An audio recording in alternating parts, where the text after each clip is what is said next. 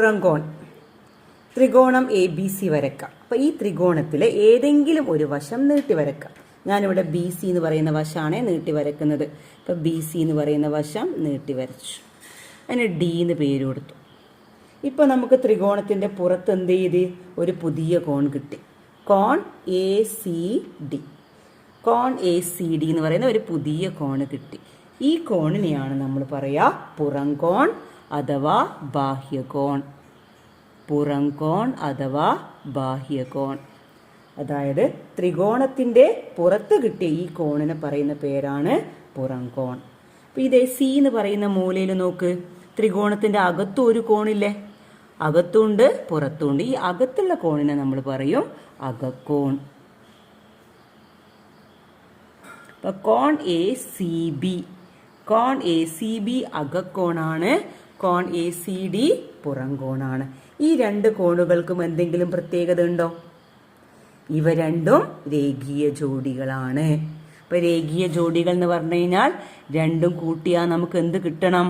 കോൺ ACBയും കോൺ ACDയും കൂട്ടിയാൽ 180 ഡിഗ്രി കിട്ടണം. ഇനി ഇതുപോലെ നമുക്ക് എന്ത് ചെയ്യാം? ഇപ്പം നമ്മൾ നേരത്തെ BC എന്ന് പറയുന്ന വശമാണ് നീട്ടി വരച്ചത്. അതേപോലെ നമുക്ക് AC എന്ന് പറയുന്ന വശം നീട്ടി വരച്ചൂടെ?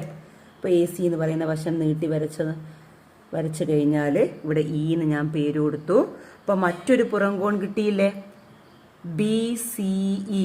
അതായത് C എന്ന് പറയുന്ന മൂലയിൽ എനിക്ക് ആദ്യം ACD എന്ന് പറയുന്ന പുറംകോൺ കിട്ടി. ഇപ്പം എന്താ കിട്ടിയത്? കോൺ BCE എന്ന് പറയുന്ന ഒരു പുറംകോണും കിട്ടി. ഒരേ മൂലയിൽ തന്നെ C എന്ന് പറയുന്ന മൂലയിൽ തന്നെ എനിക്ക് എന്ത് കിട്ടി? രണ്ട് പുറംകോണ് കിട്ടി. കോൺ ACDയും കിട്ടി, കോൺ BCയും കിട്ടി.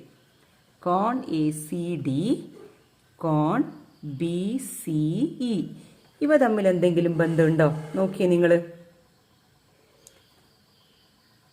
ഇവ രണ്ടും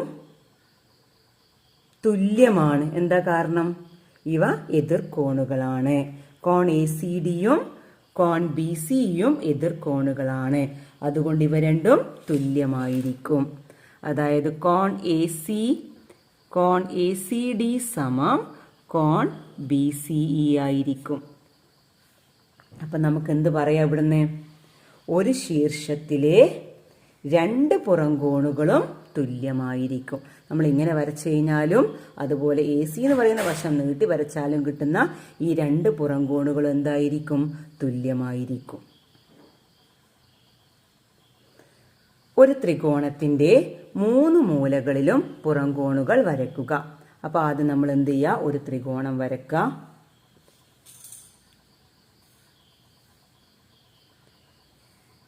എന്നിട്ട് അതിനൊരു പേര് കൊടുക്കുക ABC. എന്നിട്ട് Bയിൽ നിന്ന് ഞാനൊരു പുറംകോണ് വരച്ച്, എല്ലാം ഒരേ ഡയറക്ഷനിൽ വരക്കുന്നതാണ് നല്ലത്. അപ്പോൾ Bയിൽ നിന്നൊരു പുറംകോണ് വരച്ചു. ഇനി എന്ത് ചെയ്യുക? Cയിൽ നിന്ന് പുറംകോൺ വരച്ചു, Aയിൽ നിന്ന് പുറംകോൺ വരച്ചു. ഒരേ ഡയറക്ഷനിൽ വരക്കട്ടെ. 1 2 3. അടുത്ത ചോദ്യം, ചതുർഭുജത്തിൻ്റെ പുറംകോണുകൾ വരയ്ക്കുക. അപ്പോൾ ആദ്യം നമ്മളൊരു ചതുർഭുജം വരയ്ക്കുക. അതിൻ്റെ പുറംകോണുകളാണ് വരയ്ക്കുന്നത്. നോക്കിക്കോ. ആദ്യം ഈ വശത്തിൽ നിന്ന് ഞാൻ എന്ത് ചെയ്തു? ഒരു പുറംകോണ് വരച്ചു. ഇനി ഇവിടുന്ന് എല്ലാം ഒന്നുകിൽ എല്ലാം ക്ലോക്ക് വൈസ് വരക്കുക, അല്ലെങ്കിൽ എല്ലാം ആൻറ്റി ക്ലോക്ക് വൈസ് വരക്കുക.